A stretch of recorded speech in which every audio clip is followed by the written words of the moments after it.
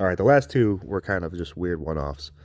Um, so this one's going to be a bit more about a topic that I think people are interested in because you see it everywhere in the world. All right, this one's going to be about drugs and I guess alcohol, but substances in general. Because I've had an unusual relationship with them, and I just think it's interesting to talk about it.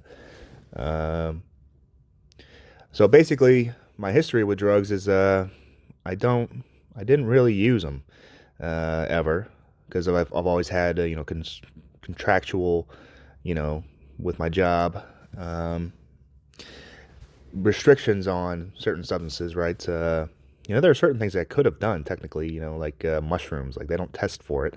But I just kind of eliminated this desire in order to, not fall down the slippery slope. I'm a lot at the core of myself, and I'm sure you'll see it over time. Is like I think in illogical terms generally, and I've done some crazy things, and or mostly not lived, um, because logically it just felt like that was safer to do it. Um, you know, But anyway, so drugs, I never really gave them a chance. And I would actively shut down the idea that this is a valid thing to do. I just thought that you really shouldn't engage with this. Like being sober is better. And generally, I think if you don't need them, then that's great. If you don't want them, that's great. Um, but I kind of want to talk about what my experience has been since I gave them a chance. Um, So yeah, basically in the military you can't do like THC and many other things really. But I just kind of said no to all of it, other than alcohol, which I would drink on occasion. Now my I don't drink a lot of alcohol, and I really haven't. I pretty much up until somewhat recently have just been a sober living kind of guy, which just makes all of this kind of funny. That somebody basically lived a life of solitude, and he didn't even self medicate. He just kind of literally was joking with himself alone the whole time, and somehow made it through. But anyway, but so I didn't. I don't. I'll drink socially when I go home to visit my family, and I've made it sound like I've never had any sort of experiences where I would hang out with people. And I generally don't, but there have been a few times when I would visit home with my family, and my brother would kind of invite me into his social circle, and I would spend time with those people, and those were nice moments for me because it made me feel like I was somewhat normal, because I would get along with them and we would have a good time, and I really did enjoy some of those times that we would spend together. But generally, alcohol would be involved at these parties and these social gatherings, and even if it was just me and my brother hanging out alone in his apartment, um, like every once in a while we would get drunk, and that would be fun. But I don't know, alcohol. I feel like what it does for me, what it kind of gives to me, it's fun or whatever. I don't mind it, but I really think alcohol is one of the worst ones that you can really get super heavily into, because it's just completely toxic to your body. Everything about it is horrible. It is like the biggest thing that kills the most people. Alcohol is really dangerous, and so you have to consume responsibly, and that's kind of, I think, since we haven't really talked about much else, is that's really what I believe is the most important thing when it comes to any type of substance use, is you have to be able to do it in a balanced way. If you can't, then you need to be sober. And that's my message to anybody who's going to hear the rest of what I'm going to say, because I think it's the most important thing to take away, is that if you can't use responsibly, don't use. Um, and I'm going to try and be responsible myself as I continue my drug journey, whatever that journey is. Maybe I'm one of these type of people that just needs to be sober too. Um, but that is what I believe starting out, and where I'm at, is that if you can't be responsible, then you need to be sober, because it's a very slippery slope. And again, I've I've talked about this concept, is that the most pleasurable thing that you'll do on this earth is die of fentanyl, but I don't think that that's what anybody needs. Nobody. That's just such a tragic end. And I'm sure that as you're kind of falling down into that pit of despair that drug use and substance abuse is, because it's very real and it affects a lot of us. And it's such a sad thing because I just don't think that's what God wanted, but it feels good, and just falling down, it honestly feels easy, I think. And, it's hard, it's brutal, don't get me wrong. Like I'm not going there, but, I felt how easy it could be to just kind of give into it. I've got a lot of money, bro. Like I could burn through, dude, I could go crazy with the drugs, right? You know what I mean? Like just theoretically. But some people do this with much less, and they give their entire life to this, and it does kill them sometimes. And it's sad. So that's my kind of disclaimer is if you use drugs, do it responsibly or don't do it at all. So anyway, I haven't used a lot in my life, and really I hadn't had any kind of experience with, I would say, a drug experience because I wouldn't participate. People would offer, or I could have done it, right? Long story short, like, I have the resources and I would know how to do it if I really wanted to, but I chose not to until about maybe 29. At 29, it's so fucking embarrassing. Like everything that I do is so fucking lame, but I'll talk about it because it's just, why not? Fuck it. Somebody did it. It's interesting. My first experience with drugs, where my mind changed its perspective and what I thought about that was, I got sick when I was just kind of starting my new job, and, kind of why I did what I did here is I was new on the job and I wanted to do a good job. And we'll talk about my career. And I'm a good worker. I'm actually, I'm great at, like my mind is really a great little gem, I think. And so I'm very productive and I'm a good worker. I have some problems. Like I've had some shortcomings. I was fired, but like generally, I'm pretty good. But I was just starting this new job. I was maybe about 2 weeks on the job. And, my mindset is like, I'm not really even going to take a day off for like 3 or 4 months because I just want to like give it all to this job. Cause I don't know, like, again, I don't really have anything to do but work. So I want to do a good job when I'm at work. So getting sick early was kind of like, it felt a little embarrassing. Like I have to text my boss like, hey, I'm just sick and I can't make it in. I'm sorry. And my position at this time is I'm a leader. I'm a supervisor of people doing their jobs, and I have to be very involved and hands-on to make sure that they're able to succeed every day. So that's kind of who I am, when I'm working, and that's kind of how I've been for most of my life. Is I am responsible for people and the things they need to do, and it's kind of a weird thing to be such a fucking miscreant, isolation piece of shit like me. But anyway, I've done okay at all of that despite my weirdness. But anyway, so I was starting this job and got sick, texted the boss like, hey, I'm just, had to come to them and say, just, I'm sure everybody's been through this. Like, you don't want to have to, something happens to you and it affects everything else. And you got to kind of just tell people that you're not going to be there today. And anyway, so I did that. And I took medicine. I took a ton of it. I took like, Dayquil, NyQuil, whatever type of shit.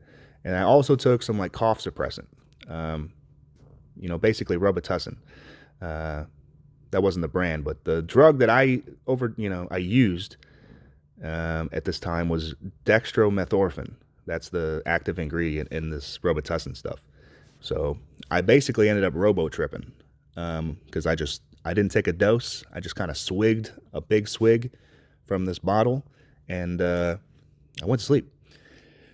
And it's like hoping, I'll sleep for like fucking 20 hours, and then I'll be able to go to work the next day.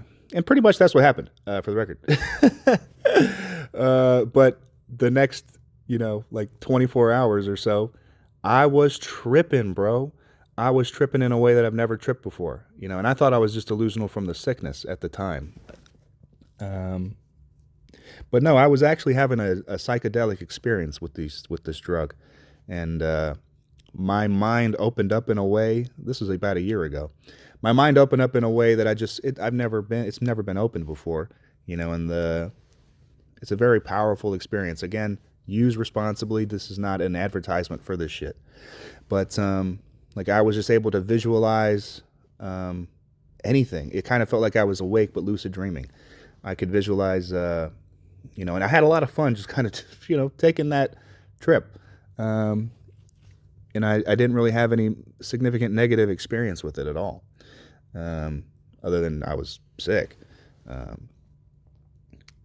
like, I don't know. It was fun, I guess is the long story short. It was fun. It was interesting. My mind was able to access parts of itself that I didn't know were there, and they're fun.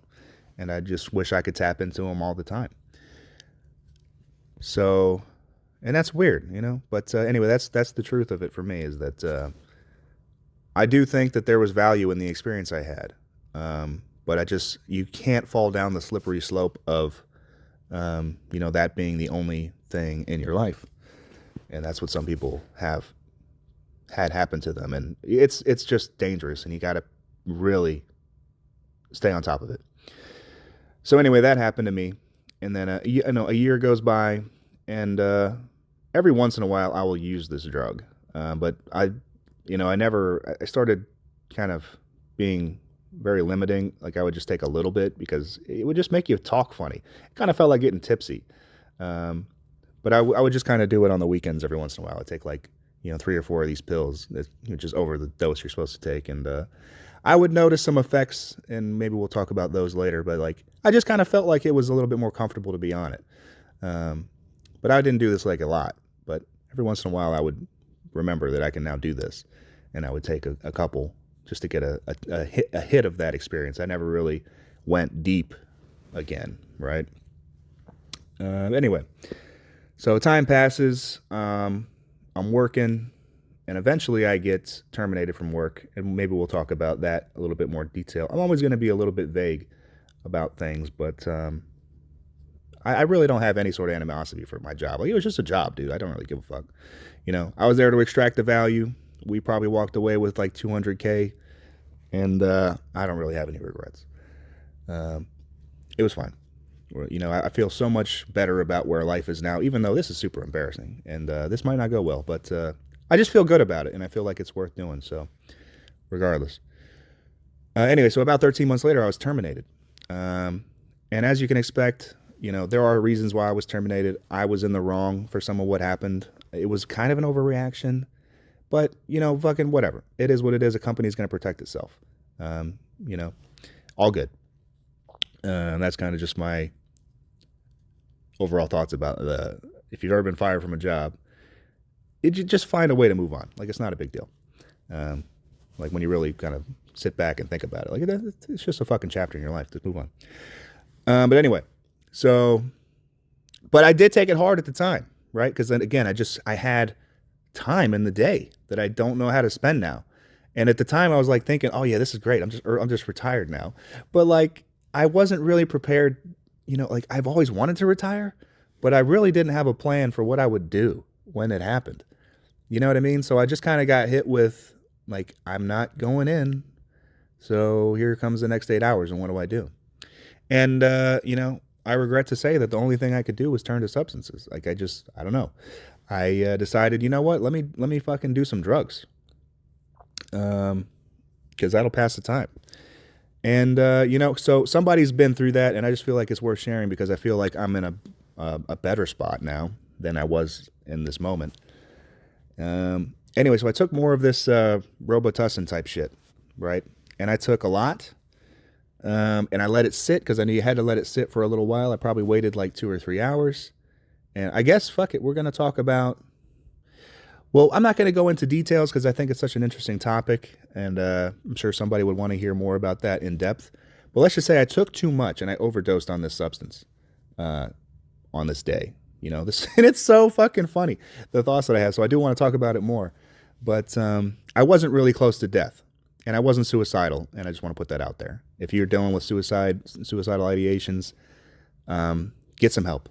Talk to somebody for real, because you're worth being here, and your family loves you, and your friends love you, and you're worth being here, and I don't want you to go. I want you to stay, and I want to hear your voice. And I just feel like that's kind of what I am trying to do now, is that it would be such a shame if I really did die at this time, because it's just like, the way it would look, one, the optics of it, man lives his life, he has no friends, he loses his job, and then he kills himself.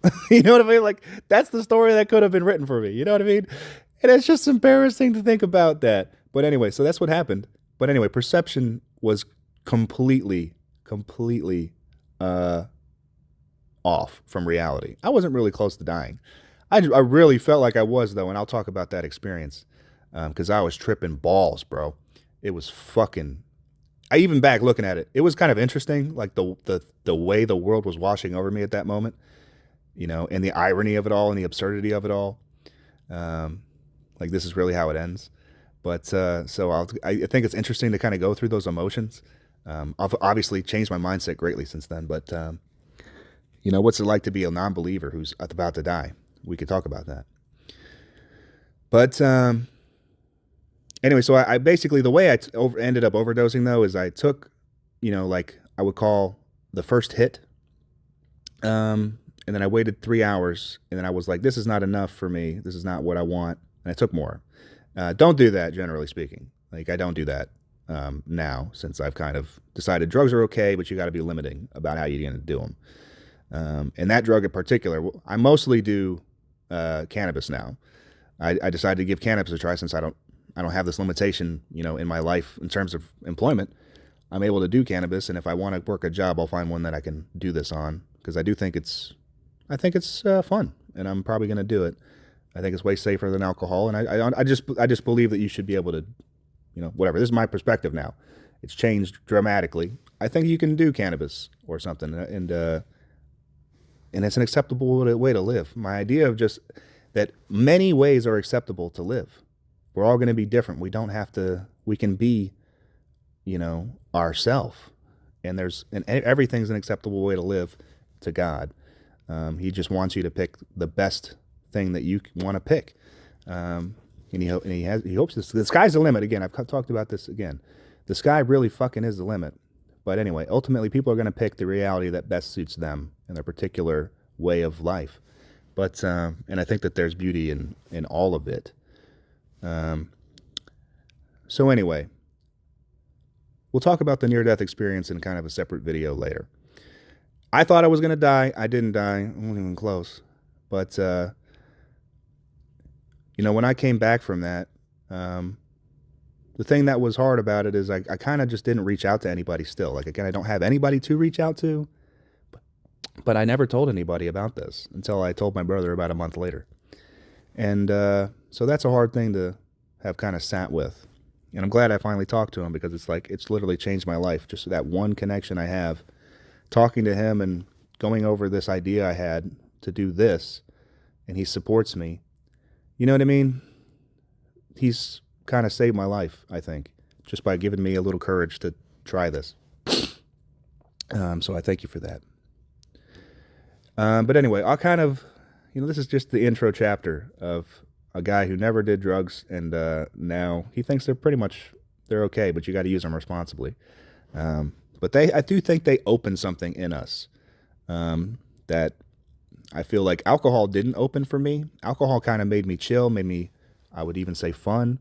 Let me actually kind of get out of my shell. But drugs let me think and connect, I feel like, to something deeper that, some people have probably just not experienced.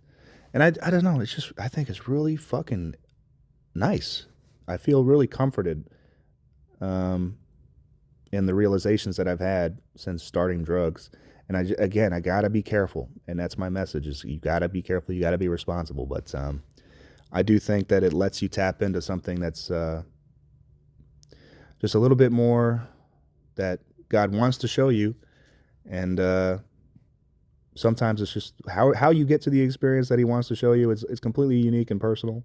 For me, drugs has been part of that journey. It doesn't necessarily need to be part of your journey. But anyway, that's my initial thoughts on drugs, and we'll talk more later.